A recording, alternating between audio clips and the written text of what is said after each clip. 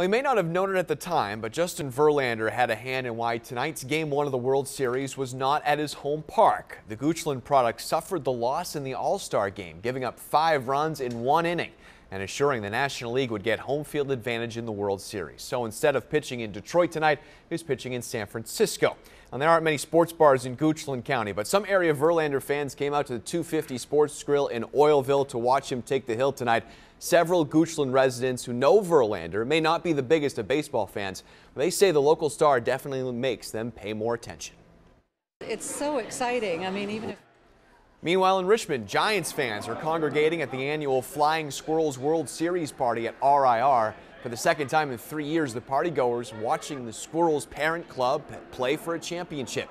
Despite the relationship spanning 3,000 miles, the Squirrels have made Giants fans here on the East Coast.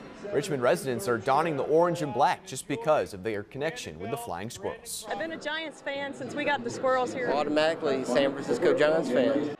2 players on the Giants playoff roster played for the Squirrels, shortstop Brandon Crawford and first baseman Brandon Belt. And right now they're a little more happy at RIR than they are in Goochland. In the 9th inning, the Giants are about to win Game 1. Verlander was shelled, going just 4 innings and giving up 5 runs, his shortest outing in over a year. Giants third baseman Pablo Sandoval has become the 4th player to hit 3 homers in a World Series game. That came through the 9th inning. Well, replacing one of the best players in the history of the VCU program will not be easy. But the fact that he's the only guy that needs to be replaced makes it a little easier. The Rams feel prepared to move on without Bradford Burgess. Last year's lone senior played in more games in the black and gold than any other player ever. VCU is hoping it has enough leadership to fill the void, certainly from senior point guard Darius Theus, but also from 6 other guys who averaged 15 minutes or more played per game last year. You know, my freshman year, sophomore year, I was the one looking up to people. The Rams have their lone exhibition game a week from tomorrow at the Siegel Center against Virginia Union. And that's sports. We'll be right back. 3 years ago, the San Francisco Giants AA affiliate moved to Richmond. That move has proven to be pretty lucky for the big club. For the second time in those 3 years, the Giants are headed to the World Series. Located 3,000 miles away, Richmond seems like an odd fit for a San Francisco farm club. The Flying Squirrels Vice President Todd Parnell says the affiliation has brought World Series excitement to Richmond and produced some East Coast Giants fans. And that's how minor league baseball is supposed to be. I mean, you see the guys when they're in the minor leagues, and then you see them on all the big national broadcasts playing for all the marbles, and that's a neat thing for the kids that have autographs from Brandon Crawford, have their picture taken with Brandon Belt. When they were here, to have that now is really cool. The World Series between the Giants and Tigers starts tomorrow night. Goochland product Justin Verlander will toe the rubber for Detroit. And the most popular driver in NASCAR will be back on the track Sunday. Dale Earnhardt Jr. has been cleared by a neurosurgeon after missing the last 2 weeks. Jr. suffered a pair of concussions in a 6-week span, so Jr. will be back in Virginia at the Martinsville Speedway, but he's out of the running for the Sprint Cup Championship. The On the Sidelines Game of the Week is sponsored by Ford. Go further. Thomas Jefferson will get its home game after their field was vandalized 2 weeks ago. Landscapers went to work to get it ready for this Friday. Mark Davis takes a look at how important it was for TJ to get this homecoming game, and he previews their showdown with Freeman tonight on NBC 12 at 11. And it's a bye week for the Spiders, the Wahoos, and the Hokies. I tell you what I think needs fixing for those teams on my blog, What Lincoln is Thinking, at NBC12.com/Lincoln. And that's sports. Kern Sabrina, back to you. NBC 12's On the Sidelines is sponsored by Ford. Go further. And welcome to the Week 8 edition of On the Sidelines. I'm Matt Lincoln. Division 5 teams are fighting for 4 spots in the playoffs with just 3 weeks to go. But before we go there, Hermitage has been the region's most dominating team, and remarkably, they've done it all on the road this season. 7 games, 7 wins, 0 of them at home. On the sidelines at Hermitage High is where we find Mark Davis. Mark, Herm's biggest obstacle for its 7th straight district title came tonight. Get a roll. Matt? All right, Mark, thanks. Meadowbrook has knocked off Central District competitors Hopewell and Dinwiddie already. A win tonight against Thomas Dale, and the district will be just about theirs. 7-0 in the second quarter. Meadowbrook with the lead. Gerard Johnson, the QB for Meadowbrook on 3rd and long, finding Isaiah Adibi. Makes the pretty catch That's first down. Leads to Brandon McShine from 6 yards out, carrying a defender into the end zone. It's 13-zip. 2 minutes left in the half. Johnson calling his own number. And that was a good decision. Bouncing it outside and then diving for the pylon, and he's in. 21-0 at the half. Meadowbrook holds on. 33-19, staying undefeated in district. Highland Springs versus Henrico, big rivalry game, but this year the Springers are undefeated and the Warriors are winless. So you have an idea about how this one is going to go. Desmond Cowthorne making it 20-6 Springers with that touchdown run. Then early in the third, Springers would pay dirt again with a Ryan Scott touchdown. Highland Springs keeps on rolling, 41-13, getting the win over Henrico. Last time Monacan played at LC Bird, the Chiefs kept it a one-score game. Could they pull the massive upset tonight? No. 10 minutes in, Skyhawks already up 30-0. Terrence Irvin here, the throwback to Paul Robertson.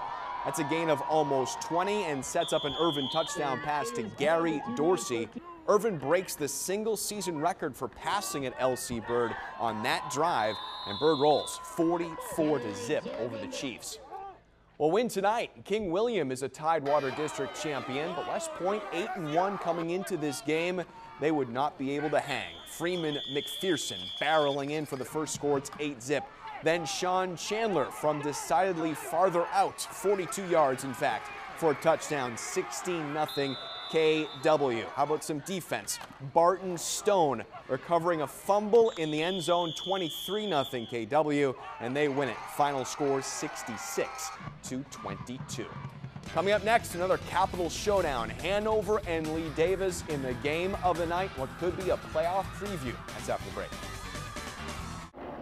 20 points in 4 races. That deficit is not insurmountable for Denny Hamlin, but he has to start chipping away this weekend. This Martinsville Speedway is by far his best track in the chase. He's won 4 of the last 9 races here. Got so many laps here, running late models and different series that I just feel comfortable around it.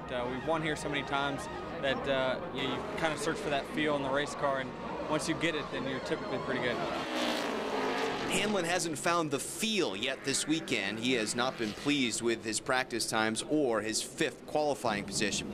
Chesterfield native is confident he'll be able to find that groove. The key is to not catch himself focusing on what Brad Keselowski and Jimmy Johnson, the guys he's chasing in the standings, are doing. I can't chase those guys because a lot of times you start driving different when you do chase your competitor. So for me, I just got to do everything I can to make sure I'm in front of them in the end, and wherever they end up, they end up. Hamlin has been in 3rd place for almost the entire chase, and he's making no bones about it. The white flag is in the air. He has almost run out of time to make a move. You know, we have to win to get back in it.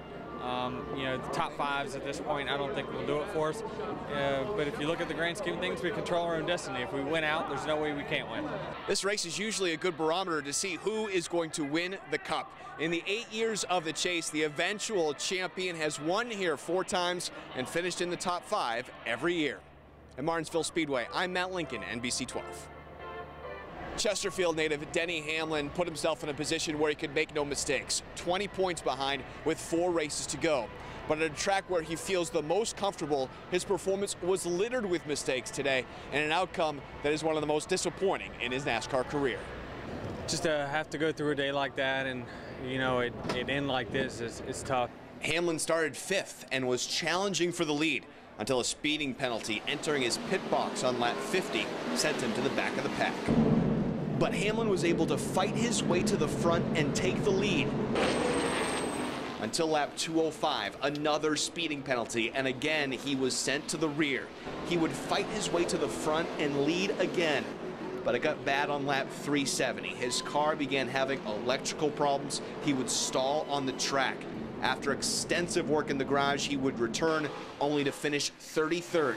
He's now out of the running for the Cup, 49 points behind leader Jimmy Johnson. I've been in these chases, you know, for 7 years, and I've had my fair share of electrical issues and motor issues and things like that. But you know, it's just all I can do is just drive my heart out. And if it's not meant to be, it's not meant to be. And you know, we'll have our time. It's just our time's not now. Hamlin repeatedly this weekend called this one of his favorite tracks, but all the memories of those great finishes will be soiled by the memory of today, the day that he lost chance at a Cup championship. At Martinsville Speedway, I'm Matt Lincoln, NBC 12 Sports. This was an important game in the legacy of Robert Griffin III, his first game in front of the home crowd, and he struggled at the start, throwing for under 40 yards in the first half. But he led 2 drives in the third quarter to touchdowns and gave the fans some hope. But the defense just wouldn't allow the Skins to leave this game with a win.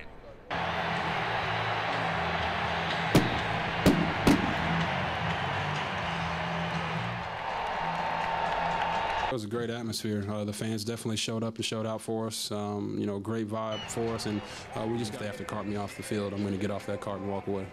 Well, you certainly can't fault Griffin and the offense for this one. The Redskins defense has given up 31 points or more in all 3 games this year and in 7 of their last 9. In Landover, Maryland, I'm Matt Lincoln, NBC 12. The Spiders came in having won 9 straight against VMI. Danny Rocco 6-0 all time. And in front of a raucous group of cadets today, they kept those numbers going in the right direction. Allowed home field advantage for VMI. Meanwhile, Danny Rocco maybe should play the lottery. Come on, let's go. Fast start now. Because the Spiders start with a bang. Justin Grant taking the opening kickoff, cutting it inside and going 90 yards all the way to the house. And U of R starts strong on the road at 7-0. VMI would score in the second quarter, and it was 16-6 Spiders, maybe feeling like they should be up a little bit more at halftime. So they come out in the third quarter blazing. John Lobb finds Kevin Finney from 4 yards out. That makes it 23-6. Then Lobb by himself hurdling a defender and taking it in from 14 yards out, 30-6, and the defense would step up. Cooper Taylor, his second interception for the game. This time he takes it 35 yards the other way. 47-6, Spiders blow out their second straight Big South opponent. What we got to be able to do in other games down the road is not always make it so difficult if you have a chance early to finish some drives, get some additional points on the board. But I think holistically, you know, we look like a pretty good football team today. Great day for Ben Edwards. 11 catches, 122 yards in just 3 quarters for the junior wide receiver. Filling in the shoes for departed Trey Gray, the leading receiver in U of R history, just fine. Here in Lexington, I'm Matt Lincoln, NBC 12 Sports. Frank Beamer coaching at the home of the Redskins. 16 straight seasons he's had the son of a former Redskin on his team. This year, it's Bruce Smith's son, Alston Smith, a true freshman. First half, not a lot going right for the Hokies except for this.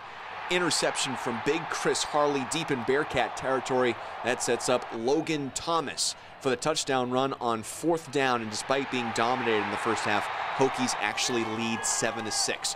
More issues in the third quarter for the Hokies. Thomas looking to the end zone. That pass is tipped and intercepted by the Bearcats. We go to the fourth quarter. Hokies losing until Michael Holmes bowls his way in. That makes it 17-13. Cincinnati would have an answer, though, in under 2 minutes to go. Hokies trail. Thomas hurls up a prayer. It's caught by Corey Fuller, and he does the rest. 56 yards to the house, 24-20, under 2 minutes to go. Hokies look like they have this one, but not so fast. Munchie Legault, the quarterback for Cincinnati, had himself a game. With 13 seconds left, a prayer is answered. Damian Julian is there for the touchdown, 27-24. The pro Hokies crowd can't believe it. They lose 27-24. It's a tough loss in these circumstances. It's just tough. Kyle Fuller was the defensive back who was beaten on that final play, and he took credit for the loss after the game was over. But he also said defensive backs have to have short memories. Well, this will be a tough loss to forget. At FedEx Field, I'm Matt Lincoln, NBC 12 Sports.